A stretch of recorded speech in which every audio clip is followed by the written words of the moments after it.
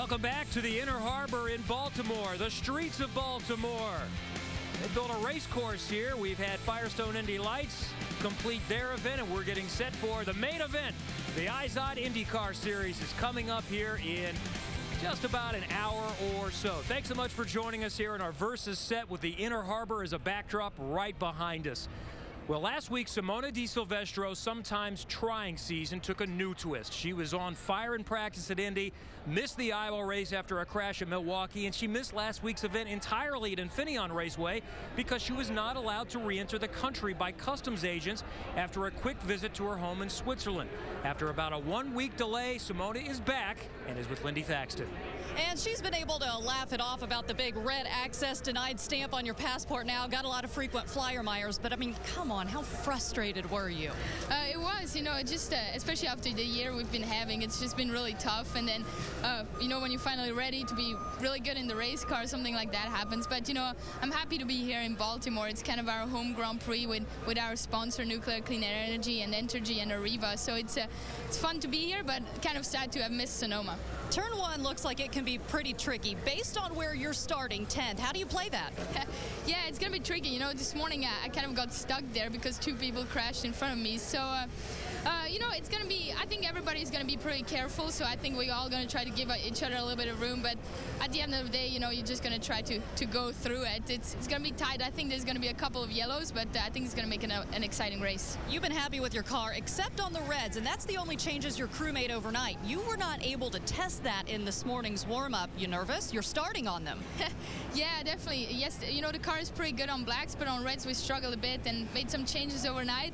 We haven't tried it, so we'll see. It's going to be tough, anyways, in the first couple of laps to kind of get really good run and things like that. So we're just going to deal with it and then start making changes during the race, with some more wing or things like that. But the crew has done an unbelievable job this year, so it's a lot of fun driving for them, and just happy to be here. Artie, she's happy to be back and starting 10th.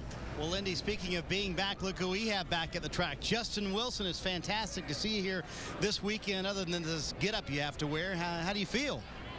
Right now, pretty hot and sweaty. We're all hot and sweaty down here, Justin. Yeah, it's quite warm today. It's much warmer than the last few days, so definitely feeling the heat. But otherwise, I feel great.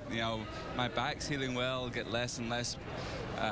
It's not pain, it's more discomfort, and that eases every day. So I feel good. Just want to get back in the race cars. Have you had many chances to look at this accident? I've seen it a couple of times, but you can't see a lot. I mean, right as the car takes off, all that dust cloud comes up, and from a couple of the spotters watching there said the car got about 4 feet in the air once I hit that piece of tarmac that runs on the outsides of the track. So, I knew instantly I was in a lot of pain, and I was hoping I was just going to be winded, but he just never went away. And I start to panic because you can't breathe. You want to get out of the car, and you can't. So it wasn't a lot of fun, but fortunately got the best in the business taking care of you. With the safety team at the track and Dr. Trammell. Once you get to hospital, so I've had the best care, and I feel good, and hopefully get back soon. Dr. Trammell has told you 3 months. Las Vegas would be 10 weeks from the accident, and it's right on that borderline. You and I have spent a lot of time together this week, and you've kind of wavered back and forth. What do you think about Vegas and the possibilities there? Are you considering it? I'd love to do it, and the driver in me wants to do it, and anything to get back in a race car. But then it doesn't make a lot of sense, coming back from a back injury to go on a 1.5 mile oval for one race. We're not in a championship.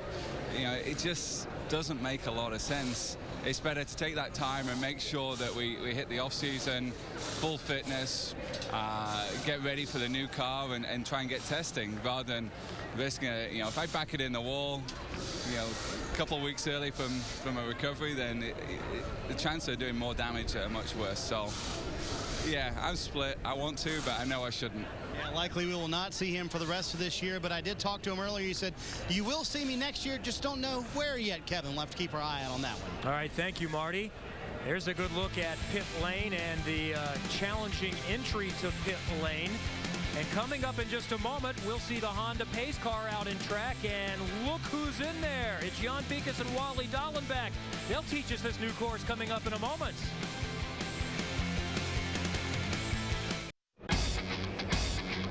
There's a look at the number 9 target car. Scott Dixon will be in that one, and he's going to have to work his way through the field a bit, starting in the 10th position. Another beautiful look at the inner harbor leading out to the Chesapeake Bay.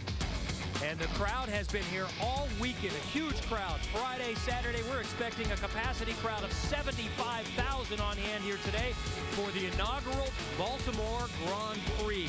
We're about an hour away from the start of the IZOD IndyCar Series race. We need to learn this new course. There's the Honda pace car, and there's Wally Dallenbach Jr. taking off with Jan Beekes as his passenger. Take it away, guys. Thanks, Kevin. Well, we've been looking at this place all week from the monitor, but we've never really had an opportunity to take a look at it from the driver's perspective. So, Jan, tell me where to go because I have no idea where we're going. This is a right. Thank you.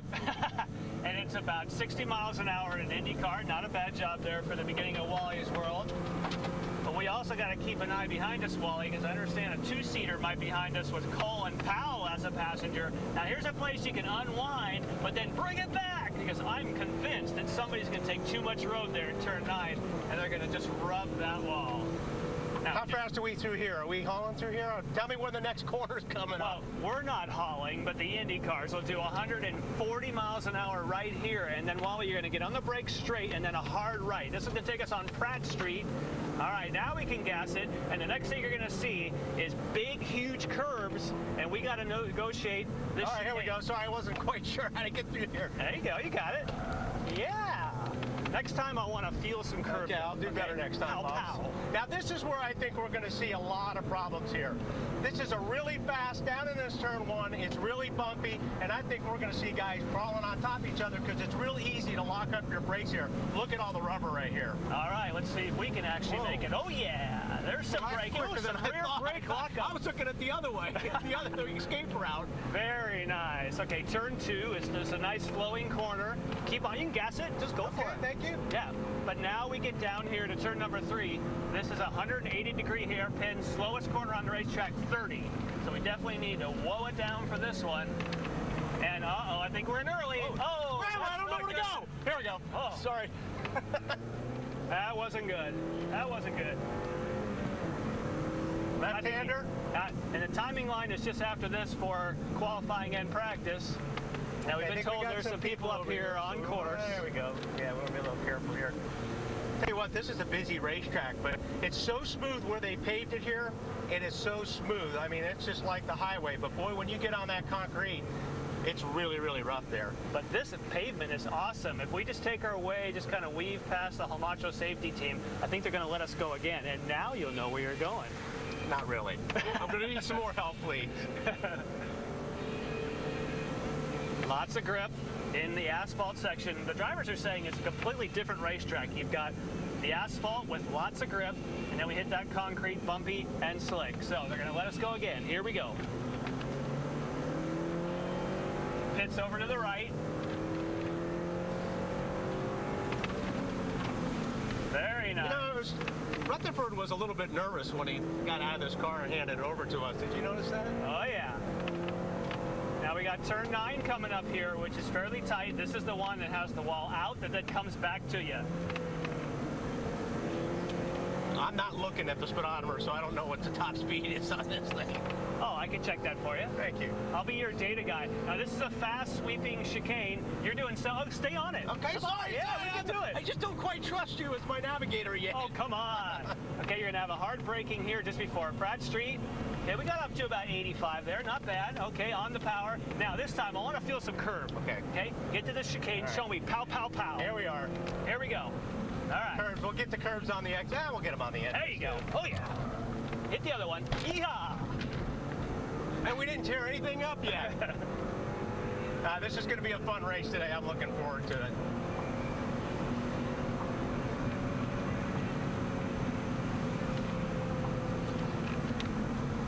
All right, I hope that pace car is still ready for the race. And by the way, that's why I always try to ride with Jan on the way from the hotel to the track. I know he'll get me there safely. That was a lot of fun. All right, Robin Miller, our IndyCar insider, joins us in just a moment. A lot of news. We'll talk about Las Vegas. We'll talk about the 2012 schedule and more. Stay with us from the streets of Baltimore.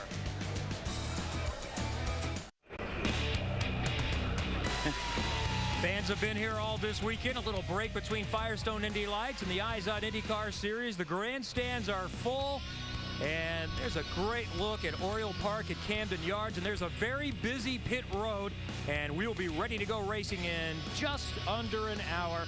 Thanks so much for joining us here by the Inner Harbor on Versus. Robin Miller, our IndyCar insider, joins us now. What are your first impressions of this event? If it was on a scale of 10, Kevin, I'd give it a 9 because it's a fabulous setting. They've got great seating for the people and all the restaurants and bars. There's probably going to be 50,000 people physically here and another 30,000 watching for free on the buildings. But for a buzz, it's for the first time event. It's got all that stuff. And I think the drivers are pretty jacked about racing in front of so many people. Let's talk about next year now while we look at the championship this year. What are you hearing about the 2012 schedule? China 70-30, Elkhart Lake maybe not going to happen. Chicago they're still negotiating with. Fontana they're going back to. Richmond and Houston are probably 2 years away. All right, let's talk Las Vegas now. The Eyes on IndyCar Series World Championship on October 16th. Schedule with what we're going to see there. And Randy Bernard had offered that $5 million bonus for a non-regular to win the race. No takers, or at least nobody's going to be able to do it. What ultimately led to that? How close did they come? You know, Casey Kane, I talked to him 2 or 3 times, Kevin. Casey Kane definitely wanted to do it, but he wanted to do it for Roger Penske, and that couldn't happen. Then they said, okay, well, we got Travis Pastrana. Well, he broke his foot. And then I think the most important thing is when you see somebody like a Casey Kane or Travis Pastrana, yeah, they're out of their element, but Casey Kane's a big name, and that's what Randy wanted. He wants some people that were going to move the needle. And I think that's the most important thing. Why do it unless you can get some big stars that aren't in their element that have a big fan base? It was still worth it, though. All of the free publicity. At least Las Vegas knows now that IndyCar is coming. Some news out of Vegas that really excites you. The best thing is MGM and all their casinos are gonna have odds not only on the Vegas race, but they got odds on today's race. And I got news for you. Will Power 6-5. I think Dario's 8-5. So the most important thing to remember is you've got to go somebody that's going to be a long shot. Graham Rahal's 15-1, and you got Danica's like 60-1.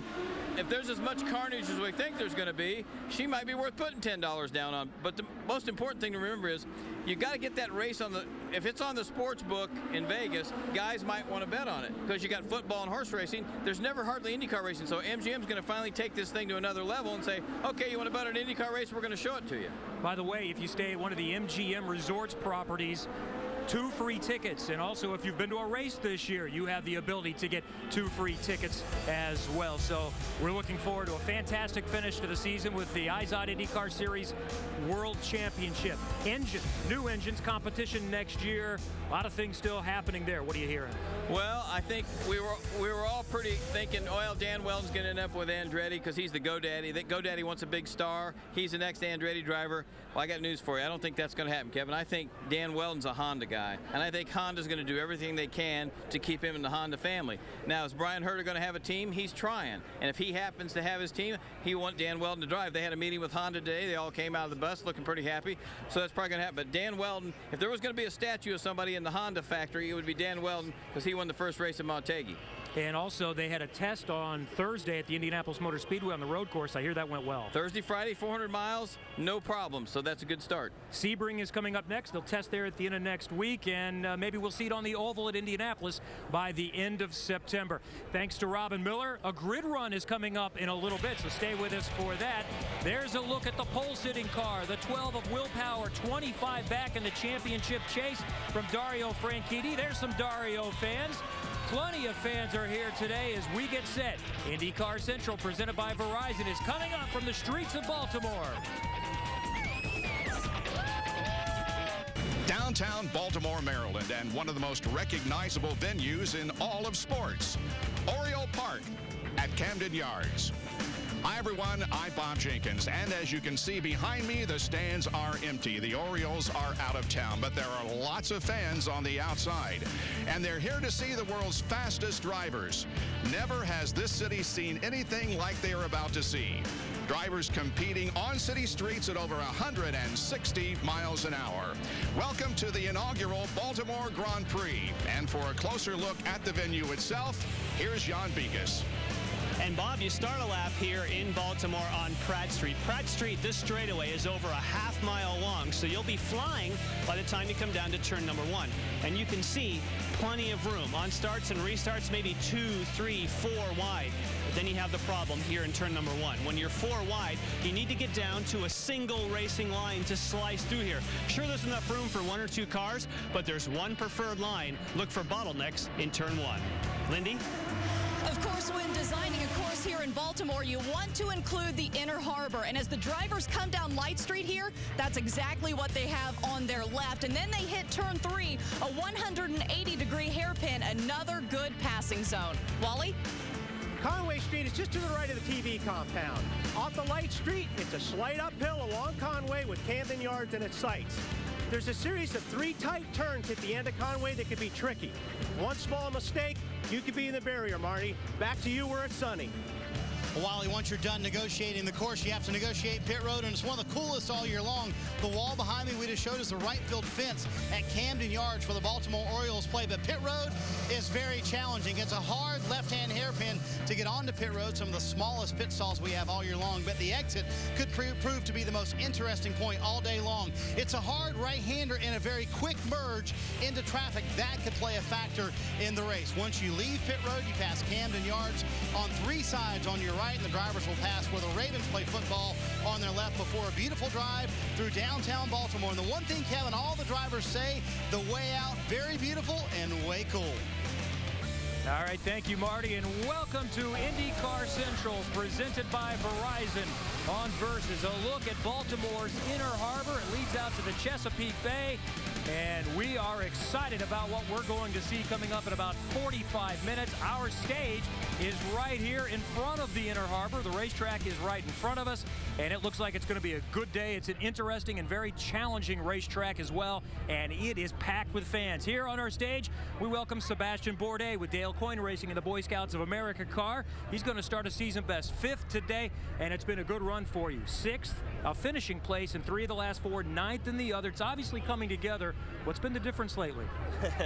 Well, it took us some time to get it figured out. We got some help from an engineer, Neil Fife, coming as a consultant, and that really helped us to get the understanding of the car. And you know, it's just it's tough.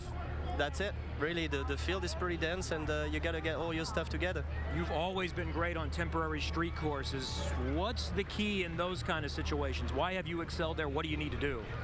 Well, really, I think, you know, when you look back, we really had a strong performance with Newman Haas when I was back there, and it didn't really matter where it was a street course or road course, but it's true that when you got the car and the confidence and the comfort level in these kind of places, which you need to brake late, you know, and be committed, you go fast, and that's how it goes.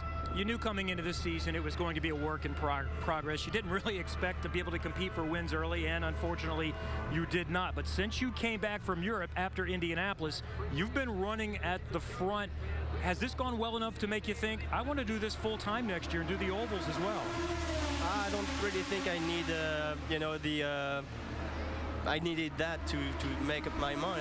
That's always what I've wanted to do. I mean, I went to Formula One because it was the right thing to do. I had to try it. Now it didn't work out, and open wheel is just a lot more fun than anything else. And if I got a good shot at this, for sure I'll be back, but it needs to be right. All right, thank you for coming over today. Good luck. Thanks. Sebastian Bourdais has won 31 times in IndyCar racing. He's a 4-time Champ Car champion. Let's check in now with Lindy Thaxton. Actually, I'll take it from here, and we'll talk to Graham Rahal, who's going to start on the front row today. Best start of the year for you, Graham. Is this your best chance to win of the season? Yeah, I mean, this is certainly a great opportunity for us, you know, the Service Central car starting up front. I mean, certainly I feel like New Hampshire's the one that got away from us, but, you know, you move on, and here we are. We've got a great opportunity here in Baltimore, and the Service Central car has been fantastic all weekend. I mean, it's tough. It's competitive. You know, we thought we had the pole yesterday. Will pulls one out, but, you know, we've got Dario right behind us and Briscoe, so it's going to be a hard-fought race. You love to attack a street course. It's your nature. It's always been the way you've driven. But today, because this place is so tricky, do you have to back that down a little bit? I mean, you have to be careful because, you know, as everybody watching will see, you know, when you go down Pratt Street, which is the front straightaway here, it is bumpy as anything we'll race at all year. So you've got to be careful. It's so easy to make mistakes. And, you know, certainly, though, I'm in a position where, you know, obviously we need to finish, but we also want to win a race. So we've got a great opportunity ahead of us today. All right, real quick, who lifts first going into turn 1, you or Will?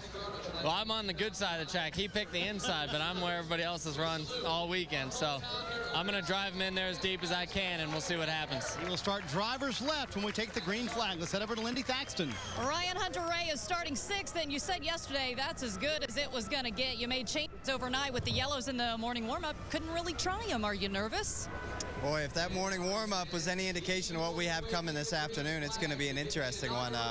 Glad to see Tony and Elio were all right after that, but wow, this might be a crazy one in turn 1. So we have a great car. We just need to go out there and race it like a street circuit, you know? We need to take our chances when we can, but we need to really all be very cooperative today to get through this thing. We have a great crowd, as you can see here. It's a really big hit for a first race, a big first event for us. So hopefully we'll be back here for years to come, and it's a beautiful day in Baltimore. It'll be a good one to win. And listening to you on the radio all weekend, you're constantly, where am I at in this turn? How many tenths can I get here and there? Where do you think is your weak spot in this track? Well, in street circuits, you're always trying to make the car better, but you got to get it out of yourself. I mean, it's one of those deals where you get through a corner, you think you're already there, you think you've maxed it out, and there's still another 2 tenths to get out of yourself. So I'm not only working on making myself better out there, always digging deeper, but we're also working on the car's balance. So it's ever progressing. You need to leave no stone unturned. So it's a lot of work at a place like this. Kevin Ryan sits 8th in points. All right, thank you, Lindy. We've got people all over downtown Baltimore, and they have found many places to watch this race. Some from high above that have snuck a free look at the race, but there are no tickets to be had. Every grandstand seat is filled today, or is expected to be. About 75,000 might be our capacity for this first-time street event. The city's done a fantastic job of getting everything ready, and they've had a lot to deal with. Keep in mind, just over a week ago, this area suffered through an earthquake and a hurricane just days apart. Well, this is not the first open-wheel race in Maryland. Laurel Speedway was a wooden bank track, and in 1925, Indianapolis 500 winner Pete DiPaolo came here weeks after winning the world's most famous race, and he also won at Laurel. But when it comes to Baltimore sports history, one of the most memorable moments came on September 6th of 1995 when Cal Ripken Jr. broke Lou Gehrig's record for consecutive games played with 2,131, and Tuesday is the 16th anniversary of that night. Stay with us, plenty more to come here on Versus as we get set for the inaugural Baltimore Grand Prix. IndyCar Central on Versus is presented by Verizon, official wireless partner of the Eyes on IndyCar series.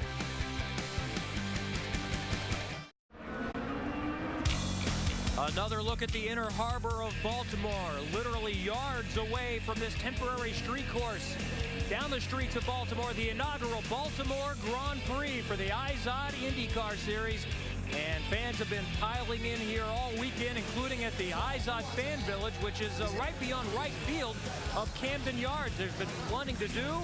There's an opportunity to drive the simulators, autograph sessions, and a lot of interesting things and a great experience here this weekend on the streets of Baltimore.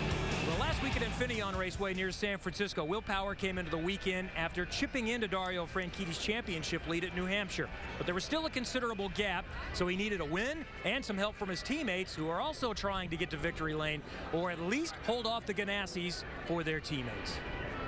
We've got a car that's better than the Ganassi guys. Got my 2 teammates between myself and Dario at the moment. If we can finish the way we start, that'll be a perfect day. Great.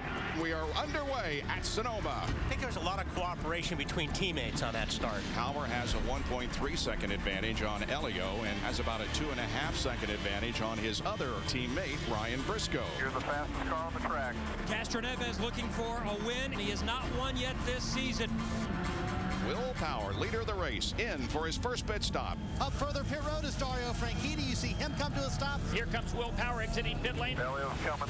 Power swings it wide. Elio all over him. There's not enough room to try to make a pass here. Holding off is the Verizon machine of Will Power. Briscoe now has to try and keep Dario back. Here's your overtake. On a 10 quicker than Franchitti every lap. It has been the Will Power show since the drop of the green flag.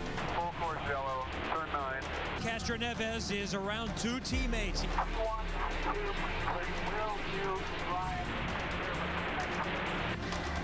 Will's going to get the advantage. Take here, bud. Take your flag. So Penske 1, 2, 3 today. Will Power beats Elio, Briscoe, Franchitti, and Dixon, and the point spread now is just 26. Best weekend you could ever have. Team performance, unbelievable. Back on top again. Coming off a great weekend and making it look like just another day at the office when he gets his 7th pole, but you said it exhausted you to meet Graham. So what makes you think you can beat him when he tries to swap spots with you today?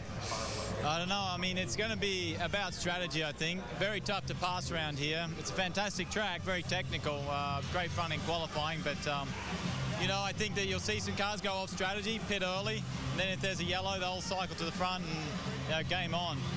We have 2 of your specialty road courses left, but also 2 ovals. What do you think your chances are of catching up to Dario and passing him in the points? You know, it's possible. It's here. If we do the job, we can catch him. Okay, 25 points to go for Will Power. Kevin? Okay, thank you, Lindy. And let's take a look at the points now. That bonus point yesterday comes into play, so Power is within range. It's conceivable that today he could come out of the championship lead, but fairly unlikely that Dario Franchitti is going to have to deal with massive issues, but a tricky street course, you never know. Scott Dixon is still in the chase as well. Let's look at how it breaks down on a race-per-race basis. 50 points is what a driver gets for winning, plus a point for the pole, 2 for leading the most laps. And there are still plenty of points to be learned as we work our way down through the end of this IZOD IndyCar Series Championship culminating in Las Vegas. Well, we've heard from the chaser. Let's hear from the chasee now. Dario Franchitti is with Marty. Yeah, Kevin, in the last 7 days, Dario has seen 22 points of that championship lead be erased, and he started a deficit today as well. How do you not let points counting during a race even become a distraction? Well, I think when you're chasing or you're the one being chased, you just go out each week and do your best. We've been in both positions in the last 4 years, being the guy getting chased and the guy chasing, so you just go out and do your best. Last week, Will was clearly better than we were, and we did absolutely the best we could with what we had, so we're trying to turn the tables on him this week. We'll be spending 75 laps trying to do that, and hopefully we can. If not, we'll do it next week. This track has been fun for the drivers. It's also been challenging for the drivers. We've seen some of the best in the world get off, including you, off the course. What surprised you? What can jump up and grab you with this racetrack? Well, it's a typical street course. You know, the wall's very close, lots of bumps, but it's kind of unpredictable, and we're not quite sure why that is. So, yeah, it's caught everybody out. Caught me out 3 times in one qualifying session yesterday. So, yeah, it can catch out. So hopefully we'll have a mistake-free day today. I know you have a well wish to send out as well, Dario. Yeah, I want to say hi to Michael Wanzer down in St. Jude's in the Target House there down in Memphis. He's going through a little chemo this week. His little brother Robert just showed up to give him some support. So all I can say is Memphis, look out.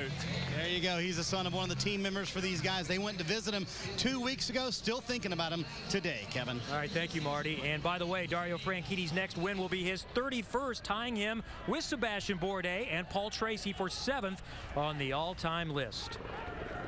Well, last week featured well over 100 feet of elevation changes in the sweeping, twisting track near the vineyards in Sonoma Valley. This week, we're in the middle of downtown Baltimore on a flat, temporary street course. The different setups needed for the car is the focus of this week's Professor B with Jan Beekes.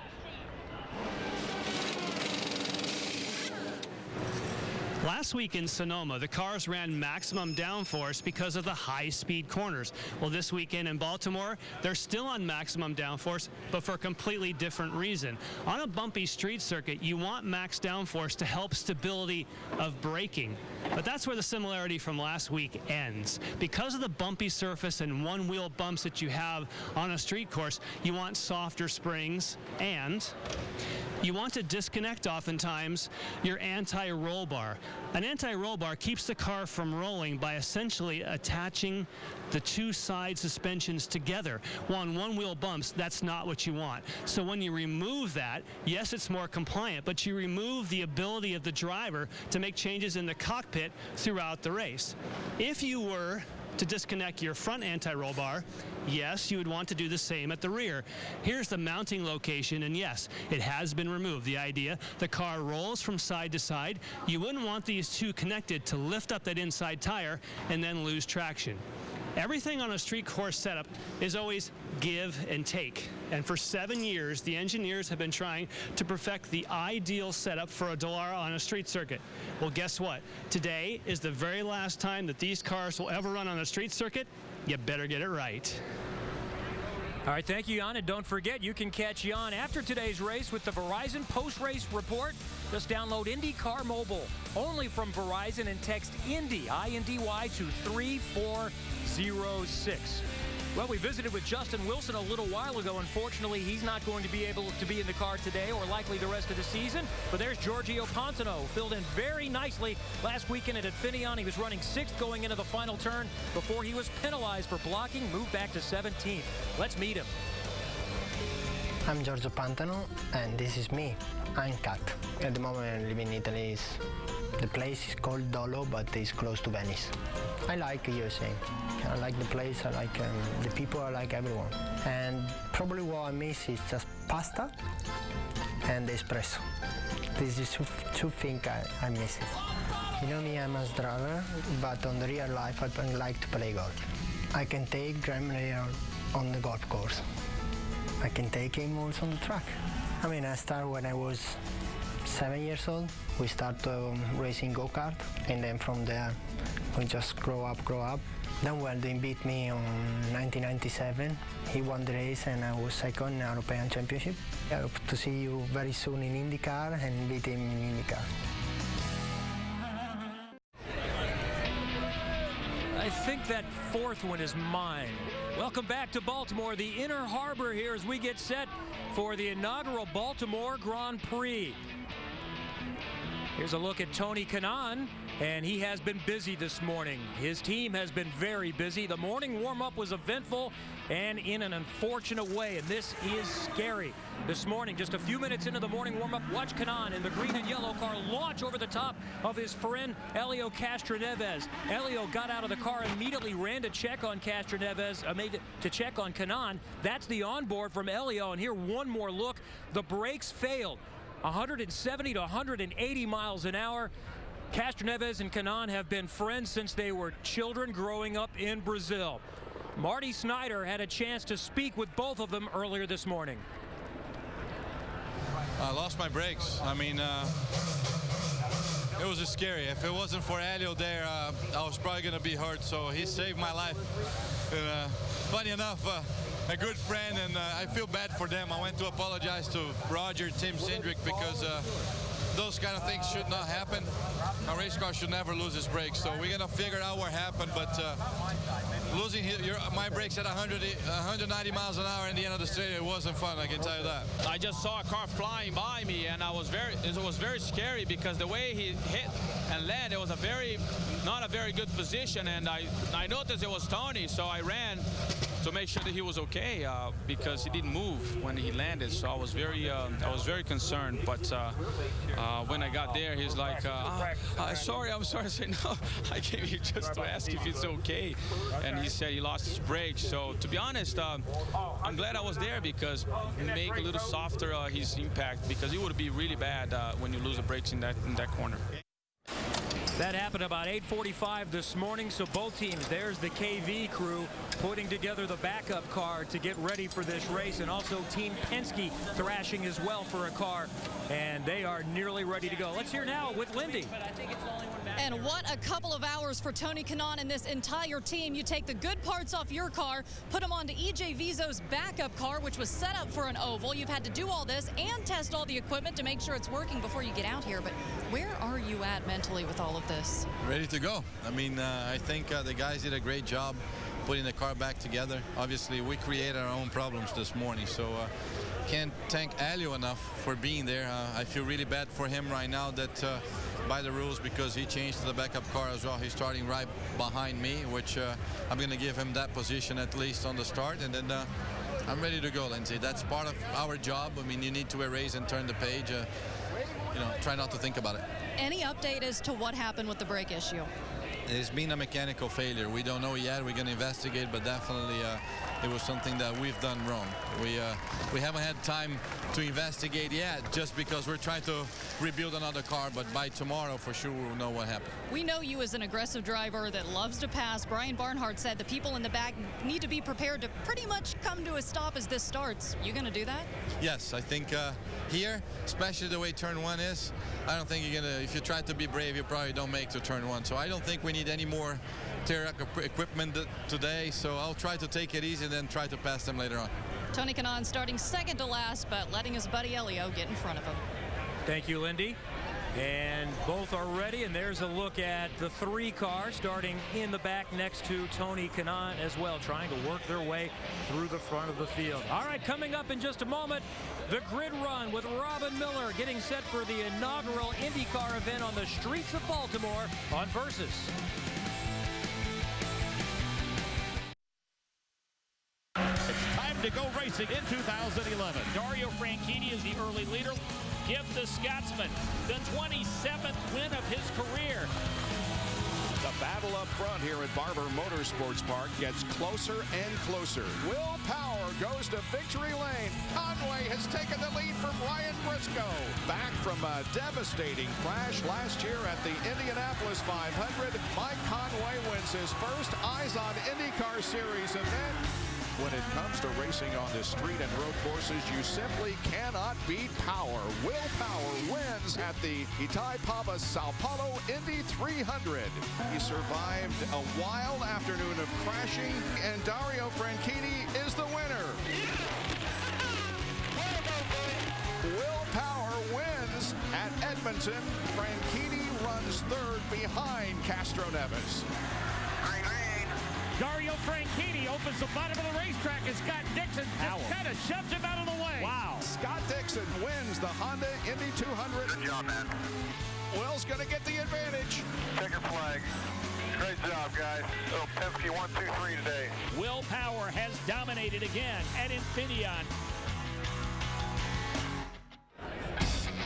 Will Power won the Mario Andretti Road Course Championship last year. So far this season, it's Dario Franchitti, but this race is even closer than the overall championship.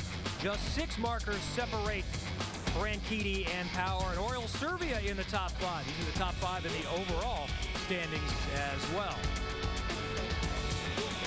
Well, while we have a moment, we want to tell you that Honda, Izod, and Macy's are partnering together for the Civic Racing Style Sweepstakes. Check out the all-new 2012 Civic at select Macy's and sign up for a chance to win a Civic LX Coupe. For more on that, we will find out what's happening down on the grid, and on pit row we find all kinds of activity, and we find our man Robin Miller ready to visit with as many as possible. Go, Robin, time for the grid run. Thankfully, I was like Gale Sayers in high school, and I got a lot of moves. Young man, I'm going to tell your daughter not to watch the first corner. That's right. Don't watch the, well, I'm going to try to be conservative. There is not much I can do from 27, so hopefully our luck change a little bit and see what happens. But Shelby Power is looking pretty good. All right, thanks. Now this is where speed comes in, boys and girls.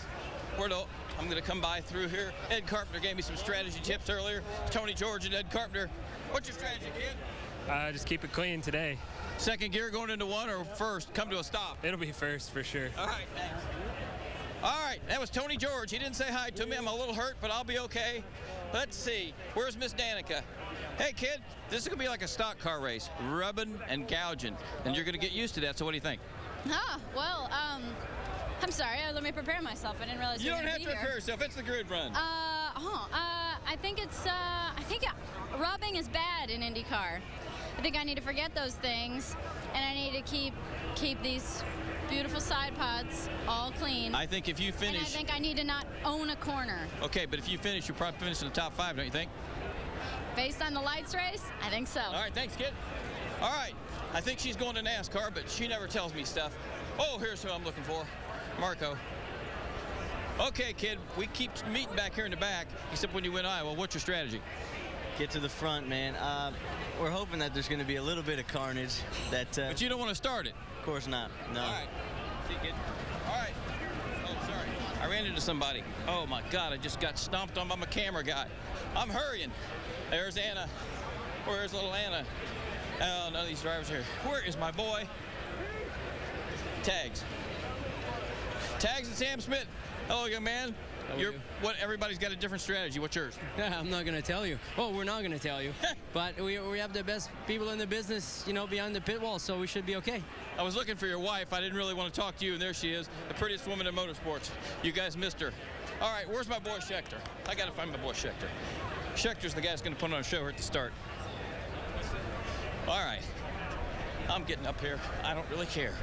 There's Charlie Kimball. Moving up to the field. Oh, Hinchcliffe's a good quote. Mayor Hinchcliffe. Yes, sir. Strategy. You can take the Rookie of the Year lead if you do good today. Yeah, I could lose it if I do bad, too. So the strategy meeting today went from this could be anywhere from a one-stop race to a four-stop race. So keep your nose clean. You're in the top 5. That could work. And you Canadians quit being so negative. Fino, you've been here a long time, brother. AJ Foyt said this is nothing compared to Langhorne. I don't know how many of these fellows today you could even contemplate them running Langhorne. All right, here is finally, where is my boy Schechter? I don't know. I got to find somebody that speaks better English. All right, Vitor. You got AJ Foyt happy again because you almost made the top 12. What's your strategy today, brother? Right now we are 12th. Just a later one. Strategy, to be honest, at the beginning of the race is just survive. Obviously being aggressive a little bit. You don't want to lose on a lot of positions. It's impossible to pass here. So yeah, be safe and definitely finish first. Thanks, kid. All right, I cannot believe that Thomas Schechter, he must have qualified a hell of a lot better than I thought he did. I can't find him. Scott Dixon. This is it. No more drivers. One of the prettiest women in racing. Oh, I love you. Hello, Mom. There's a lot of women hate you because you look better when you're pregnant than they do when they're not. Oh my God, I feel terrible, but I do love you for saying it. Thank you. And he overachieved. Oh, come on.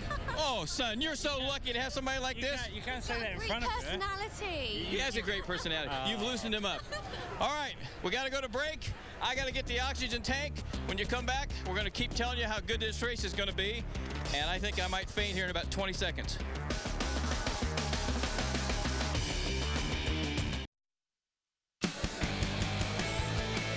IndyCar Central on Versus is presented by Verizon, official wireless partner of the IZOD IndyCar Series.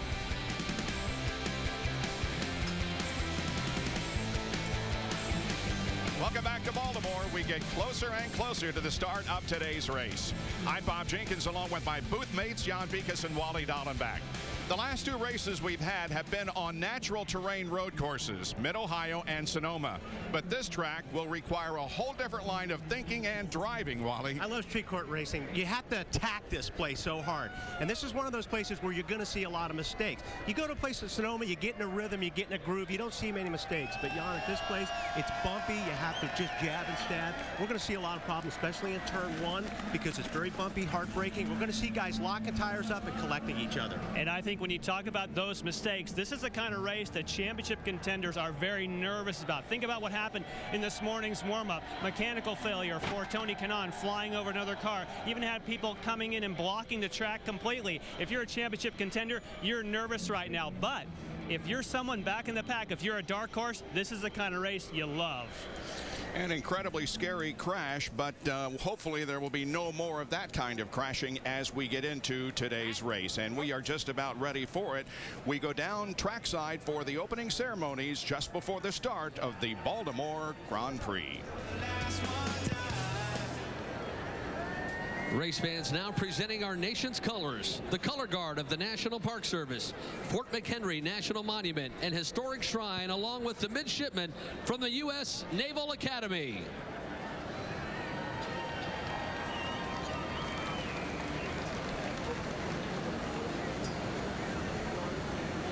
Once again, race fans, we ask that you rise and remove your hats and join national recording artist and National Guard youth spokesperson Laura Brenna for the singing of our national anthem.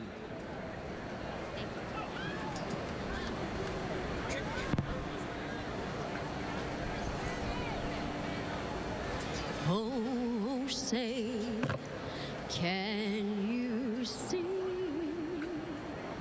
by the dawn's early what so proudly we hailed at the twilight's last gleaming, whose broad stripes and bright stars through the perilous fight o'er the we watched were so gallantly streaming, and the rockets' red glare, the bombs bursting in air, gave proof through the night that our flag was still there. Oh, say, does that star-spangled banner yet wave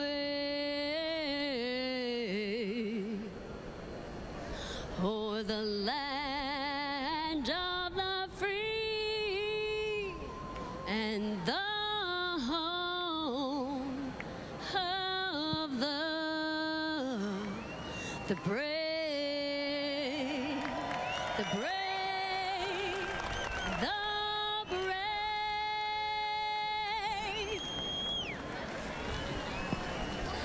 There is electricity in the air. You can see the incredible crowd that has gathered here for this inaugural race. They are ready for 75 laps of competition on a 2.04-mile course. 150 miles of competition here this afternoon. Will Power will have the pole for today's race, trying to take over the points lead in the series championship from Dario Franchitti. There is Sebastian Bourdais, who is just about to step into his car, sponsored by the Boy Scouts of America, James Hinchcliffe, also getting his helmet on, getting ready to go. And Graham Rahal has the second starting position outside of row number 1. Dario Franchitti, he is the points leader going into this event, and the season is drawing to a close very, very rapidly. Thanks for joining us on IndyCar Central on Versus, presented by Verizon. Who will survive today, and whose race will end with a heartbreak?